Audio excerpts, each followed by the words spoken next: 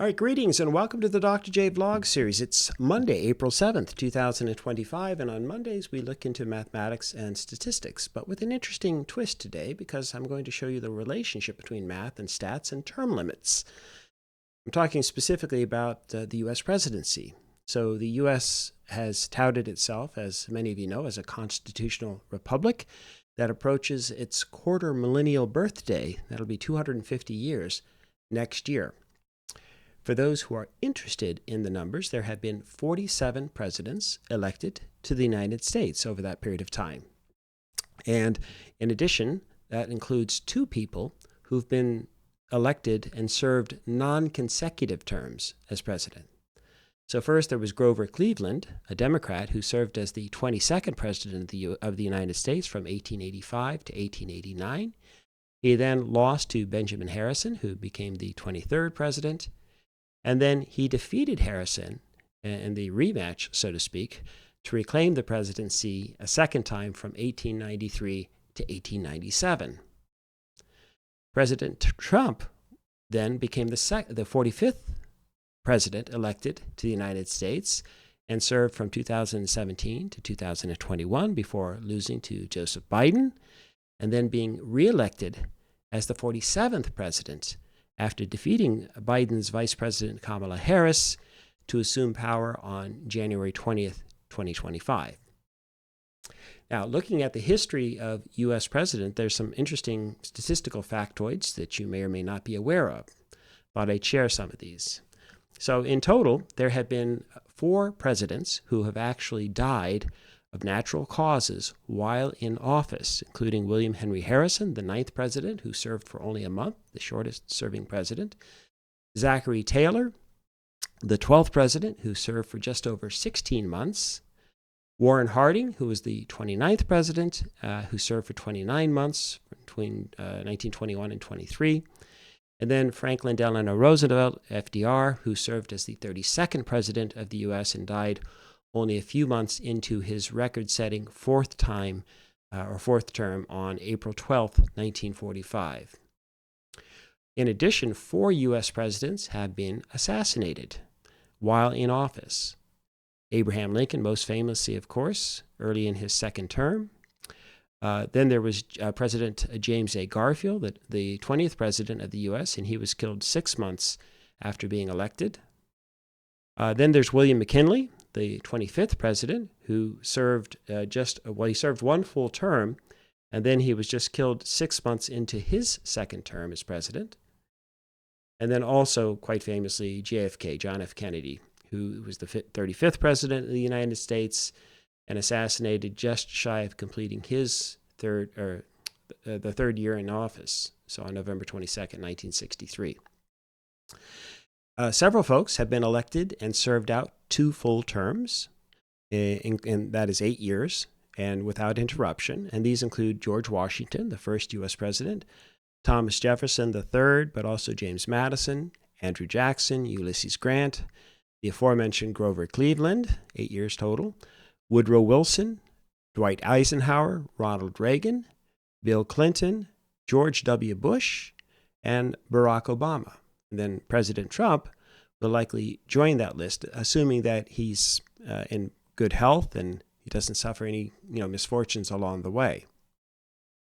And then another half dozen or so have served 1 full term and then a partial term in office. 13 served exactly 1 full term, and 10 others have served only 1 partial term, either because they became president after another president died in office or they died themselves in their first term for whatever reasons, again, health or assassinations. And it's well known then that FDR was the longest serving U.S. president. He served for a total of 4,422 days. But in the aftermath of FDR winning his 4 consecutive elections, again, he ended up dying in office in his 4th term, but nonetheless, the U.S. Congress proposed a new amendment to establish term limits on the U.S. presidency. So hence the title of today's vlog. And so here's a bit more historical context around that. After World War II ended in 1945, some congressional leaders were concerned about the concentration of power in the executive branch and executive overreach, while Roosevelt was president for almost 13 years. He had used his executive powers to produce several federal work programs in response to the Great Depression. He had served as commander-in-chief to this massive American military force that spanned the Atlantic and Pacific Oceans.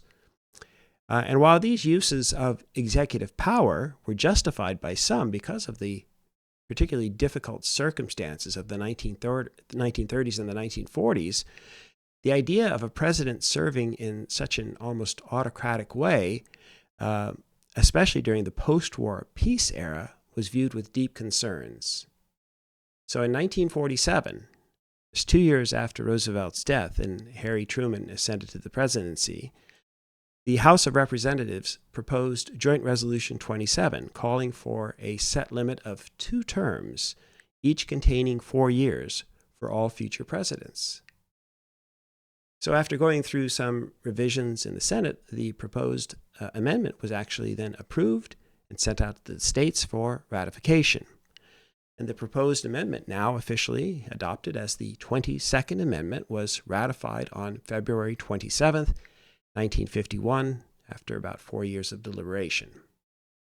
So the 22nd Amendment, the U.S. Constitution, establishes term limits on those elected as president and outlines an accompanying series of stipulations regarding the eligibility of succession for unfinished presidential terms. So here's the main clause. No person shall be elected to the office of the president more than twice, and no person who has held the office of president or acted as president for more than 2 years of a term to which some other person was elected president shall be elected to the office of president more than once. So it's a pretty straightforward amendment, and it basically establishes clear term limits. So after being elected, and if you've served for 2 full terms, a president then must step down. The overarching logic suggested that the U.S., by those who favored this kind of an amendment, suggested the U.S. shouldn't be governed by a king or an emperor in perpetuity or by a president in perpetuity, but rather free and fair elections should be held regularly, and new presidents should be elected after serving no more than 2 full terms in office. And yet, since the new amendment's ratification, there have been several attempts by presidents and Congress members alike to either modify or repeal the 22nd Amendment. It certainly has its detractors. So again, the arguments in favor of repealing the amendment have ranged from having consistent leadership in response to a crisis to allowing non-consecutive terms for eligible presidents with longer life expectancies. And so again, what's the relevance then of the numbers and the statistics and the discussion of the 22nd Amendment? Well, as some of you have heard me say previously, mathematics and statistics infiltrate every aspect of our lives, even if we don't necessarily consider ourselves mathematicians. And that includes in the realm of political discussions. So in the U.S., there's the U.S. Constitution, and that currently has 27 amendments. The first 10 of these amendments are collectively known as the Bill of Rights, proposed in 1789 and then ratified in 1791. Since then, an additional 17 amendments have been added. The last, by the way, was the 27th Amendment, which was ratified on May 5th of 1992. And it basically states that any increases or decreases in congressional salaries cannot take effect until the election of the next House of Representatives, right? So the idea was that any sitting Congress couldn't just simply vote themselves pay raises and that sort of thing. Okay, so back to the 22nd Amendment and the term limits issues. So I mention this too because President Trump has stated now on several occasions that he might like to serve a 3rd term. In a Meet the Press interview with Kristen Welker, she noted that she'd heard him joke many times about serving a 3rd term. But Mr. Trump made it clear that he considered it a real possibility. No, I'm not joking, he said. I'm not joking. Oh, was he? Who knows? Trump may or may not be serious. with some Republican leaders viewing his comments with amusement and effectively arguing that Trump is just trolling the left-wing media and the opposition and so forth. But here's the problem with that argument. The evidence of for what has been, what used to seem to be these almost like absurdist policy proposals or statements that have been waved off as just a joke, not really serious, that sort of thing, have actually been realized in many instances. I'm reminded of the scene in the movie. Do you remember, did anybody see No Country for Old Men, the Coen Brothers movie? And so you've got the scene where the serial killer, Anton Chigurh, asked the older owner of a gas station, "What's the most you ever lost on a coin toss?" And presumably, if he guesses wrong, Chigurh would have killed him. Now, the scene never reveals exactly what's at stake, and the old man ultimately wins the toss. But we're sort of still left in cold shock, because of a kind of almost sick humor involved there. A comedy of what might be the fate of this innocent gas station owner, just randomly being targeted, so to speak, with the flip of a coin. So, when we ask, well, is Trump just joking?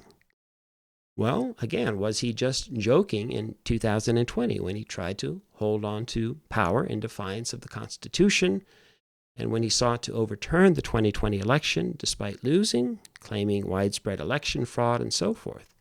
And so a month after the election in December 2024, Trump actually called for a termination of the Constitution to return himself to the White House without a new election.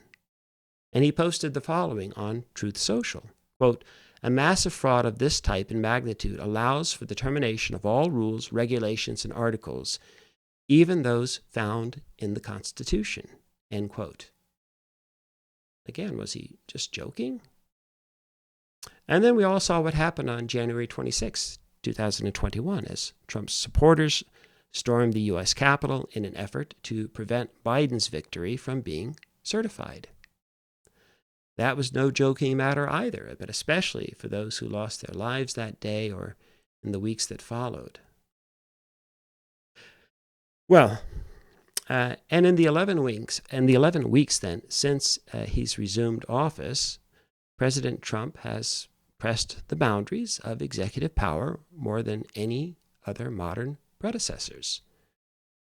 Democratic Representative Dan Goldman, the lead counsel during Trump's first impeachment last term, stated the following, quote, "This is in my mind a culmination of what has already been started, which is a methodical effort to destabilize and undermine our democracy so that he can assume much greater power," end quote. So whether you agree with that assessment or not, there's one clear or indisputable fact in all of this, and that is that President Trump has inserted the idea of serving a third term into the national conversation. So what then logically follows? Well, it's of course difficult to predict the future accurately, but this flirtation with the idea of running for a third term calls into question the certainty and legitimacy of America's constitutional system. No one disputes that since assuming the second term, Trump has sought to dramatically expand executive powers. Additionally, he's granted the world's richest man, Elon Musk, an almost unfettered license to dismantle federal agencies and to slash tens of thousands of federal workers from the government payrolls, and or to convince at least that many or many more to consider leaving their posts. But even if the idea is presented as something of satire or something of a joke, a large segment of his supporters tends to rally to the cause, and then right-wing media laps up the statements, and they tend to defend Trump almost no matter what he suggests. Moreover, some Republicans recently have revived the call to change the Constitution. From Dan Patrick, the Lieutenant Governor of Texas, what he posted on X, he said, "People are already talking about changing the 22nd Amendment so Trump can serve a third term." Again, he posted this on, and then this was elevated and restated on Trump's Truth Social platform. He goes on, if this pace and success keep up for 4 years, and there's no reason it won't, most Americans really won't want him to leave, end quote. Well, again, that's just an opinion, but it speaks to this broader issue about term limits and the possible constitutionality of term limits and whether there's change afoot in the U.S. Constitution. In fact, just 3 days after Trump was sworn in for the second time, Tennessee Representative Andy Ogles proposed a constitutional amendment that would make Trump eligible for a third term. Okay, now to be clear, that's not likely to pass or to happen right away. Constitutional amendments require approval by a 2/3 vote of Congress and then ratification by 3/4 of the states. Now, moving on, though, from that possibility, in the Meet the Press interview, Kristen Welker suggested another possibility to President Trump. That is having Vice President J.D. Vance at the top of the ticket in 2028, and then only to pass on the office to Trump after winning. And so President Trump, in that interview, acknowledged that, quote, that's one way, okay, that it could happen. And then, quote, but there are others too, he said. There are others, but he declined then to say what those others or what the possibilities might be. On the other hand, the idea of Vance being at the top of the ticket and then ceding power to President, or what would be Vice President Trump, is definitely a long shot too, because of the 12th Amendment of the U.S. Constitution, which states that, quote, no person constitutionally ineligible to the office of president shall be eligible to that of Vice President of the United States, end quote. So in other words, without a change to the U.S. Constitution, if Trump has completed 2 full terms as president, then he's not allowed to serve as the VP in 2029 or any time thereafter. Okay? And then finally, would you like to bet on the issue? Would you like to bet on whether Trump runs for a third term? You can actually do that. There are opportunities. William Hill is currently offering Trump 5-1 odds, and not just running, but winning the 2028 election. The bookmaker has Vance as the favorite at 5-2 odds, and then Trump's eldest son, John Jr., he's third at 9-1 odds. In addition, Polymarket, an online platform where users bet on the likelihood of world events, is also offering people the chance to bet yes or no on whether the 2-term presidential limit will be repealed. The site currently offers a 5% chance that Trump will either sign a bill into law aiming to repeal the 22nd Amendment, or that the Supreme Court will rule in a way that allows for a president to serve more than 2 terms. And this has to be done by July 31st, 2025, at least if you want to bet on this in Polymarket. So, again, if you were wondering about the possible connections between mathematics and statistics and term limits, you need wonder no more. I hope to have convinced you, and repeatedly over time, that math and statistics factor into really just about every facet of the human condition. Again, it depends on the questions that we ask, the natures of the problems that we're investigating. And more than that, or in addition, I should say, to that, math and statistics underlie music as well, which I hope to demonstrate in tomorrow's vlog. So stay tuned. Until then, may you and yours continue to create peace in your lives, nurture love in your hearts, and share hugs in mathematical abundance. Hasta mañana.